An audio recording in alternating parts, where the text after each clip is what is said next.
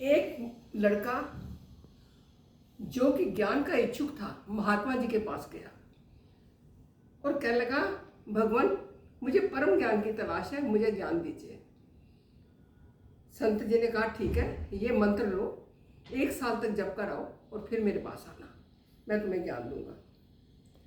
जब साल गुजर गया और उसके आने का दिन हुआ तो महात्मा जी के पास जो सफाई कर्मचारी थी, माता जी काम करती थी, उस माता जी से महात्मा जी ने कहा कि आज ये आएगा तो इसके ऊपर धूल गर्दा सब उड़ा देना।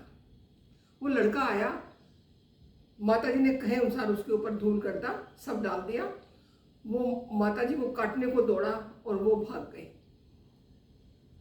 नहा धोकर महात्मा जी के पास आया। महात्मा जी कहने लगे, बेटा अभी तो तुम सांप की तरह काटते हो, तुम्हें ज्ञान कैसे दूं? अभी जाओ, ये मंत्र 1 साल और जप कराओ। लड़का चला गया, 1 साल और मंत्र जपा, साल गुजर गया। फिर वो आने को जब हुआ तो उसने फिर माता जी से कह दिया कि आज जब ये आएगा ना तो इसको झाड़ू इसके कपड़ों में लगा देना। अब दूसरी बार आया तब माता जी ने कहे अनुसार झाड़ू लगा दिया। उसने फिर फुफकारा और 2-4 गालियां दी। अब लड़का फिर 1 साल के लिए उन्होंने भेज दिया कि जाओ जप कराओ। अब जब लड़का जब तीसरी बार आया तब महात्मा जी ने कहा कि माता जी से कि इसके ऊपर कूड़े की टोकरी डाल देना। उन्होंने कहा, मारेगा? कहते नहीं, मारेगा नहीं। उन्होंने महात्मा जी के कहे अनुसार जब वो लड़का आया तो उसके ऊपर भरी हुई कूड़े की टोकरी डाल दी। अब वो लड़का हाथ जोड़कर उनके सामने खड़ा हो गया कि माता जी 3 साल हो गए आपको प्रयत्न करते हुए, आपने मेरे हृदय को शुद्ध कर दिया है।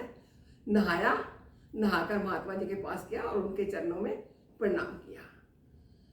माता जी ने उनको पास बिठा लिया। शेरनी का दूध 24 कैरेट सोने के पत्र में ही रहता है, अगर वो दूसरे पात्र में डाल दिया जाए तो वो फट जाएगा। इसी प्रकार जिसके मन में काम, क्रोध, लोभ, मोह, अहंकार भरा हुआ है उसके मन में ज्ञान नहीं टिकता।